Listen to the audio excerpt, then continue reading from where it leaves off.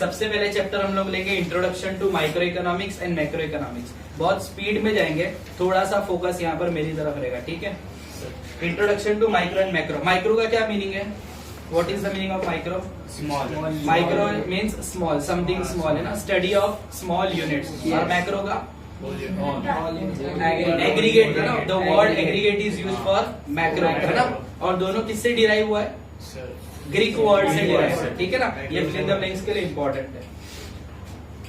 सो हम लोग देखेंगे definition of micro economics, Maurice Dobb का। Micro economics is in fact a microscopic study of economics. क्या बोल रहा है यहाँ पर इकोनॉमिस्ट के माइक्रो इकोनॉमिक्स का मतलब है हम लोग इकोनॉमी को कैसे स्टडी कर रहे हैं, जैसे माइक्रोस्कोप के थ्रू देखते ना, उस तरीके से हम क्या कर रहे हैं, उसको स्टडी कर।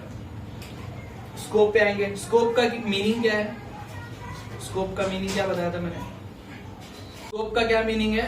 लिमिट की बात करें। माइक्रो इकोनॉमिक्स का स्कोप क्या है? माइक्रो इकोनॉमिक्स का स्कोप क्या है? कितना लिमिट है उसका, और कितने लिमिट के बाद माइक्रो इकोनॉमिक्स डील नहीं करता है, ठीक है। तो पहला क्या है उसके अंदर? Theory of product pricing. बोलो मेरे साथ, theory of product pricing. Second, theory of factor pricing. Third, theory of economic welfare. पहला क्या है? Theory of product pricing. Second, theory of factor pricing. Third, theory of economic welfare. Short में theory of product pricing का क्या मतलब है? Micro economics बताता है, micro economics to determine how the price of a product is fixed. क्या बताता है? How the price of product is fixed. समझ में आया क्या? Yes, sir. और प्राइस ऑफ प्रोडक्ट डिपेंड करता है डिमांड और सप्लाई पे। किस पे डिपेंड करता है? Demand और supply. डिमांड कंज्यूमर करता है, सप्लाई सप्लायर करता है। तो टू अंडरस्टैंड डिमांड आपको कंज्यूमर को समझना पड़ेगा, टू अंडरस्टैंड दी सप्लाई आपको सप्लायर को समझना पड़ेगा। अरे हाँ या ना? डिमांड समझ गया, सप्लाई समझ में आ गया, तो प्राइस डिटरमाइन हो जाएगा। क्लियर है? तो पहला पॉइंट क्या है? Theory of product pricing. Second है theory of factor pricing. Factor का मीनिंग है यहाँ पर फैक्टर ऑफ प्रोडक्शन। क्या मीनिंग है? Factor of production. Basically economics पे कितने फैक्टर्स ऑफ प्रोडक्शन है? 4। नाम बोलो जरा। लैंड का क्या प्राइस है? रेंट है। लेबर का, कैपिटल का, और एंटरप्रेन्योर का प्रॉफिट। इन 4 लोगों को 4 रिवॉर्ड्स मिलते हैं। क्या मिलते हैं? 4 रिवॉर्ड्स। 4 लोगों को 4 रिवॉर्ड्स मिलते हैं। सो हम लोग डिस्कस कर रहे थे थियरी ऑफ फैक्टर प्राइसिंग। चारों लोगों का प्राइस डिटरमाइन करना, चारों फैक्टर्स का। किसका? चारों factors. Land, labour, capital and entrepreneur. Third theory है theory of economic welfare. Third theory क्या है?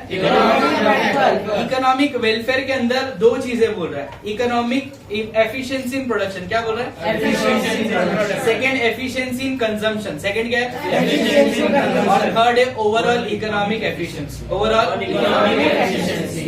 सुनो ना, एफिशिएंसी इन प्रोडक्शन का क्या मतलब है? वो प्रोडक्ट बनाना जो कंज्यूमर को डिजायर है, जो कंज्यूमर को डिजायर है, जो कंज्यूमर चाहता है। अगर आपने वो बना लिया तो हम बोलेंगे we have achieved efficiency in production. क्या बोलेंगे?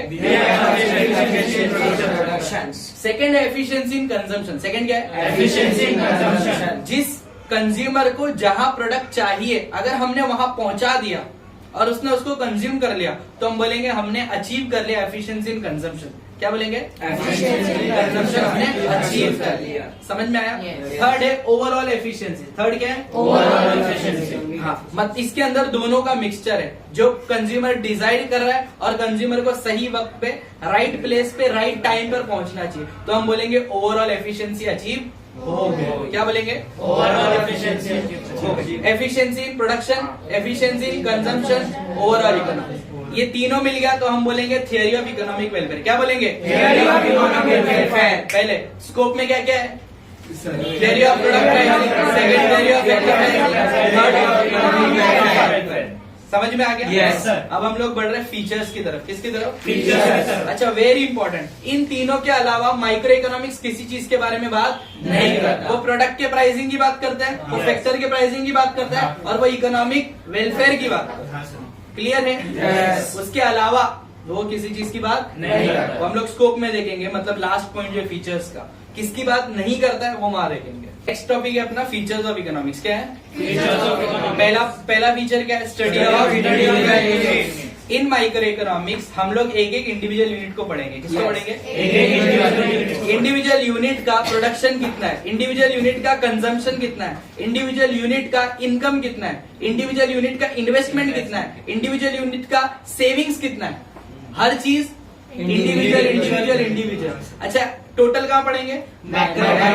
ये तो हमने पहले पढ़ा था, क्लियर है। सेकंड पॉइंट है प्राइस थियरी। सेकंड पॉइंट क्या है? Price theory. यहाँ पर हम लोग सिर्फ प्राइस की बात करें। किसकी बात करें? प्राइस की। प्रोडक्ट के प्राइस की। किसकी? प्रोडक्ट के प्राइस की। क्लियर है। इसके लिए इसका नाम क्या पड़ गया? प्राइस। थर्ड पॉइंट क्या है? पार्शियल। इसको हम लोग ने बहुत डिटेल में समझा था। माइक्रो इकोनॉमिक्स जनरली बात नहीं करता है, पार्शियली बात करता है। कैसे बात करता है? Partially। है ना, वो इंटरडिपेंडेंस को नहीं देखता है, वो पार्शियली पे देखता है, वो इंडिविजुअल डिमांड को देख रहा है। किसको देख रहा है? इंडिविजुअल डिमांड को। हाँ, वो पूरी इकोनॉमी की डिमांड को नहीं देख रहा है। तो it is not considering the entire equilibrium, it is partially equilibrium. It is Partially equilibrium। तीसरा पॉइंट हो गया। Number 4 very important, based on certain assumption. Number 4 क्या है? Based on certain assumptions। आपने पूरा इकोनॉमिक्स कवर किया है रेगुलर क्लास के अंदर। आपने देखा लॉ ऑफ डिमांड पढ़े थे हमने, लॉ ऑफ डीएमयू पढ़े थे, लॉ ऑफ सप्लाई पढ़े थे। सब में असम्पशंस थे, है ना, कांस्टेंट, बहुत सारे असम्पशंस थे ना उसमें, कांस्टेंट करके। याद है कि आपको? हैबिट्स कांस्टेंट, टेस्ट कांस्टेंट, है ना, कंज्यूमर का इनकम कांस्टेंट। तो micro economics is based on certain assumption. Micro economics is based on Certain assumptions। बिना असम्पशन के माइक्रो इकोनॉमिक्स कंप्लीट नहीं हो पाएगा। क्या नहीं हो पाएगा? Complete नहीं हो पाएगा। समझ में आ रहा है? देखो, सबसे इंपॉर्टेंट उसके अंदर जो असम्पशन लिया है, लेजर फेयर पॉलिसी। क्या है? Laissez-faire policy। सिट्रस पैरेबस, इसको हमने मार्क किया था रेगुलर लेक्चर। आपने अगर 50-50 मार्क्स का दिया होगा, सिट्रस पैरेबस, लेजर फेयर पॉलिसी, ये वर्ड्स आपको दिखेंगे। क्लियर है? Yes, sir। कितने पॉइंट हो गए? पहला बोलो, Study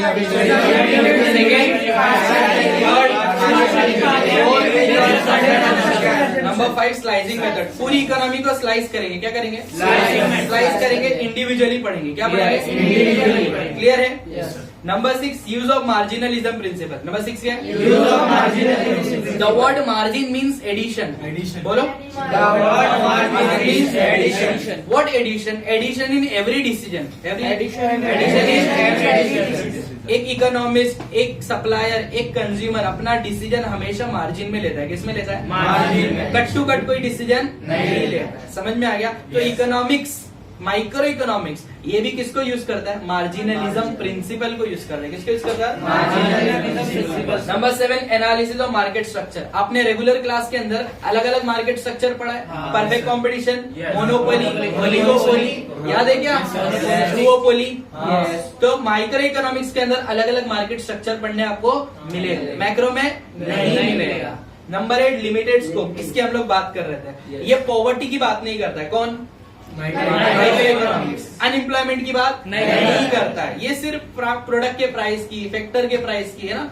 ये महंगाई की बात नहीं करता है, इन्फ्लेशन की बात नहीं करता है, डेवलपमेंट की बात नहीं करता है। तो माइक्रो इकोनॉमिक्स का स्कोप लिमिटेड है। कैसा है? Limited है। When compared with macro economics, the micro economics has limited scope. Yes। समझ गया क्या? Yes। क्विक बोलेंगे, एक बार देख कर बोलेंगे। पहला पॉइंट,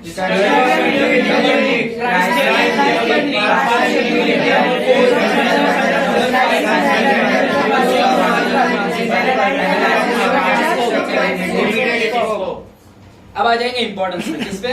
Importance of microeconomics। पहला, हम माइक्रो इकोनॉमिक्स क्यों पढ़ रहे हैं? प्राइस डिटर्मिनेशन के लिए। किसके लिए? Price determination। If you are a supplier, Supplier। you are supposed to study microeconomics in order to decide the prices of your product. क्या बोला?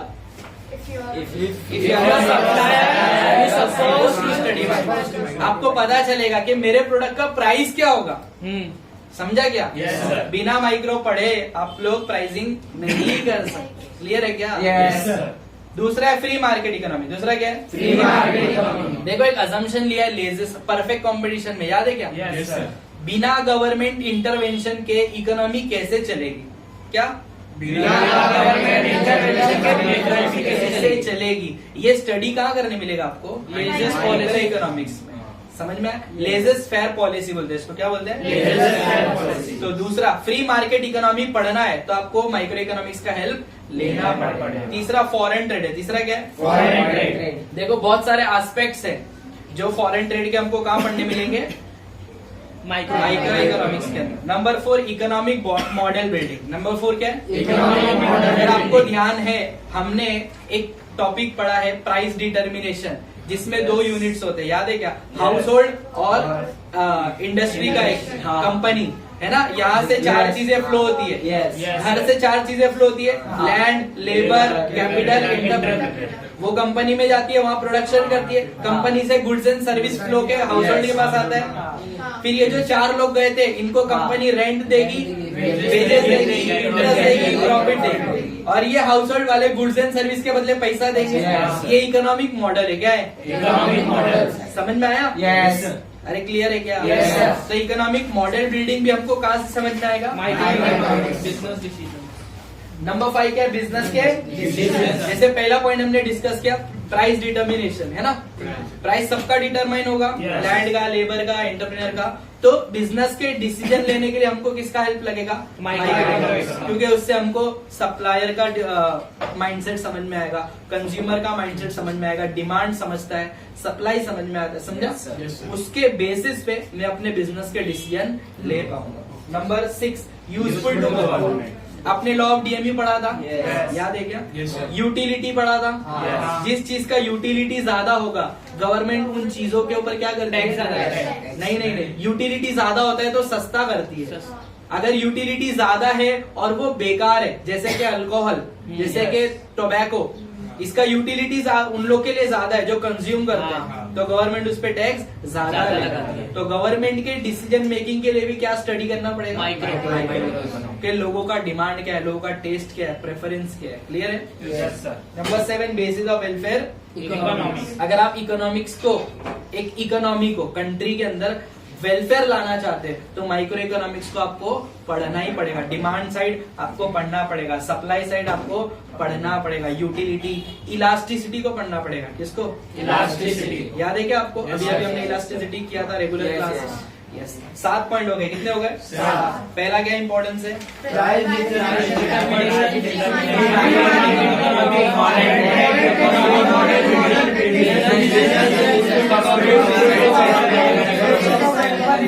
फिर से एक बार देख के बोलो।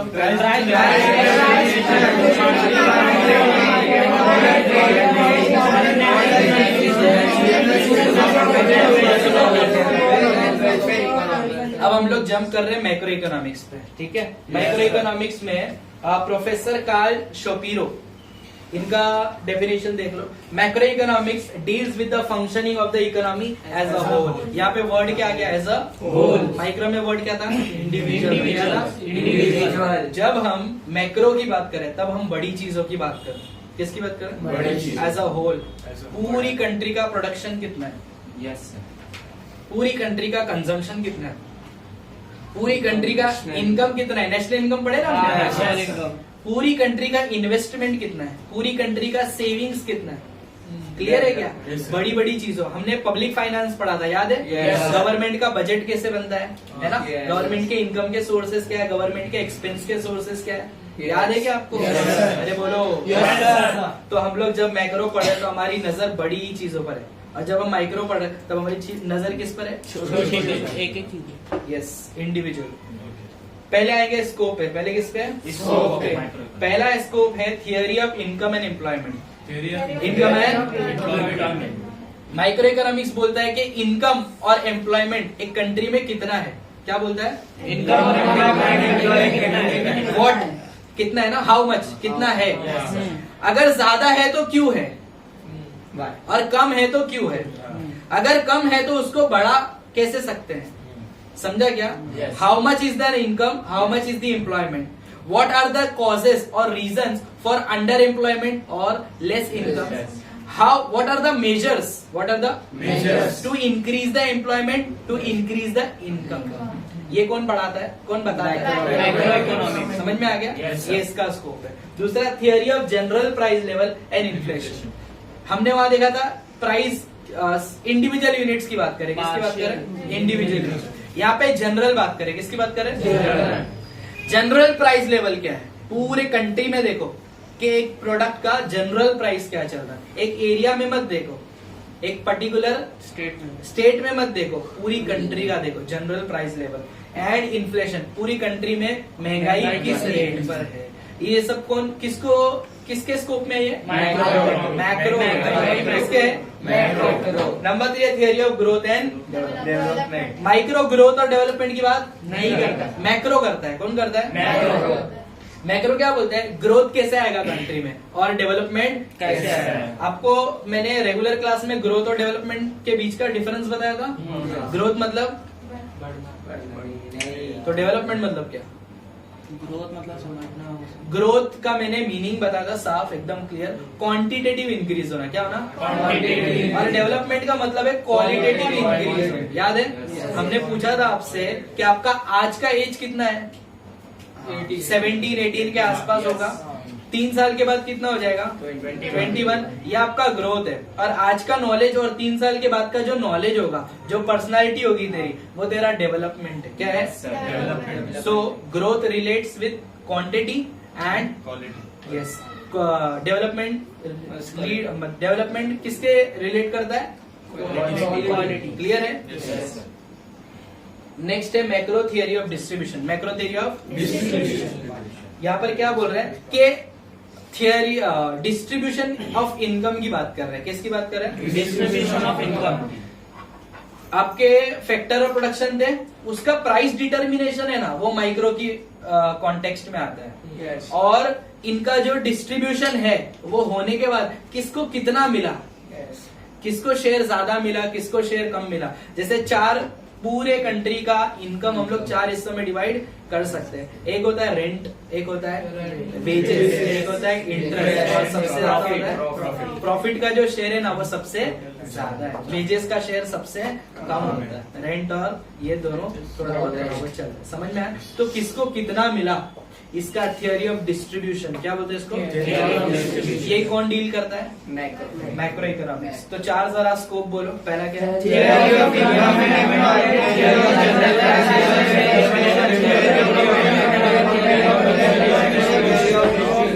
फीचर्स पे आ जाएंगे। Study of aggregate. पहला क्या है? Study of aggregate. पूरे कंट्री का इनकम, पूरे कंट्री का कंजम्पशन, पूरे कंट्री का प्रोडक्शन, पूरे कंट्री का सेविंग, पूरे कंट्री का investment. Study of aggregate. Income theory क्या है? Income theory. किसको कितना इनकम मिला, किसको कितना इनकम मिला। ये कहाँ पर पड़ेगा? मैक्रो। थर्ड है जनरल इक्विलिब्रियम। थर्ड क्या है? General equilibrium. ये पार्शियल नहीं करता है, ये जनरली पढ़ता है। किसको पढ़ता है? जनरली। पूरे कंट्री को एज अ होल लेकर चल। नंबर 4 है इंटरडिपेंडेंस। नंबर 4 क्या है? इंटरडिपेंडेंस। आपको याद है रेगुलर लेक्चर में मैंने बात किया था, अगर किसी कंट्री के अंदर एम्प्लॉयमेंट है, क्या है? एम्प्लॉयमेंट। अरे सुन रहे क्या? Yes, sir. किसी कंट्री के अंदर Employment। तो उस कंट्री के सिटीजन्स के पास इनकम होगी। इनकम होगा तो उसका कंजम्पशन अच्छा होगा, सेविंग्स अच्छा होगा, इन्वेस्टमेंट अच्छा होगा। तो किसके ऊपर डिपेंड कर रहा है? एम्प्लॉयमेंट के ऊपर। समझ में आया? Yes sir. जब इनकम अच्छा होता है तो प्रोडक्शन भी ज्यादा, क्यों? क्योंकि कंजम्पशन ज्यादा है ना, तो प्रोडक्शन भी ज्यादा होता है। प्रोडक्शन ज्यादा होता है तो डिमांड ज्यादा होता है। प्रोडक्शन ज्यादा होता है तो डिमांड ज्यादा होता है। समझ में आया क्या? अरे क्लियर है? Yes, sir. Features of macro. Next कितना हो गया? इंटरडिपेंडेंस। नंबर 5 है लंपिंग मेथड। नंबर 5 क्या है? Lumping method। यहाँ पे पूरी इकोनॉमी को क्या करा है? स्लाइस नहीं करा है, लंप करके पढ़ रहे। कैसे पढ़ रहे? लंपिंग एक साथ में पढ़ाई कर रहे। नेक्स्ट क्या है? ग्रोथ मॉडल्स है। नेक्स्ट क्या है? Growth models.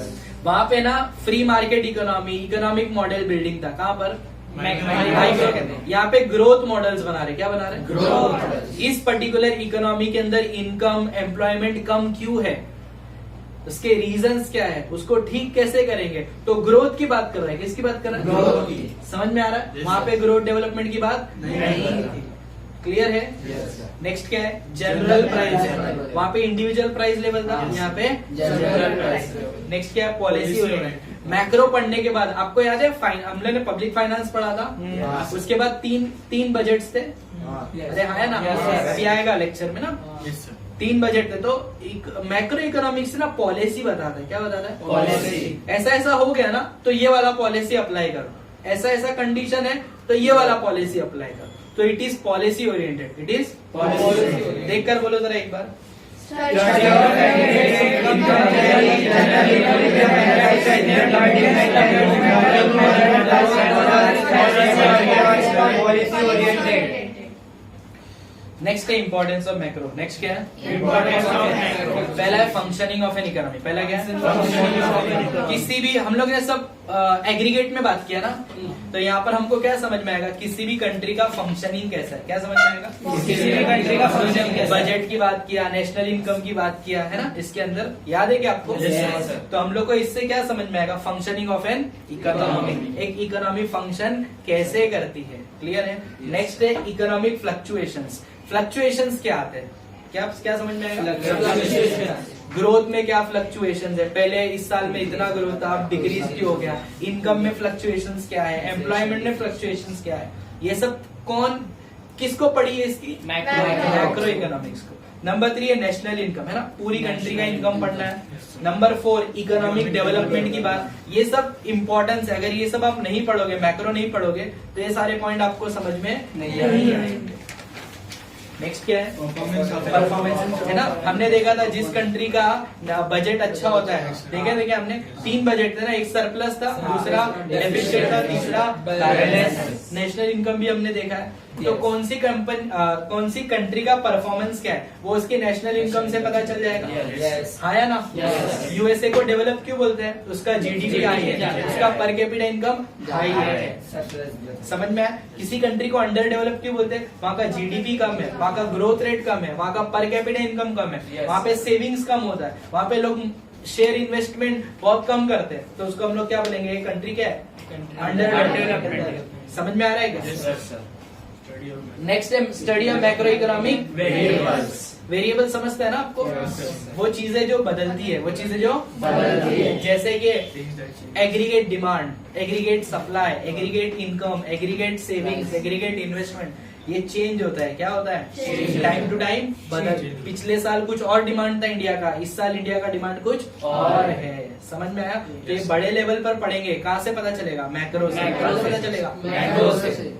नेक्स्ट है लेवल ऑफ एम्प्लॉयमेंट। किसी भी कंट्री का लेवल ऑफ एम्प्लॉयमेंट देखना है तो आपको उसके मैक्रोस पढ़ने पड़ेंगे। क्या पढ़ने पड़ेंगे? मैक्रोस। समझ में आया क्या? ये वर्ड से बहुत ज्यादा अपने को क्लोज होना है। माइक्रो मैक्रो, आगे के लिए भी आपको ये वर्ड्स दिखेंगे। क्लियर है? माइक्रो और जरा 7 पॉइंट रिपीट करो एक बार देख के। पहला क्या था? Functioning of an economy, economic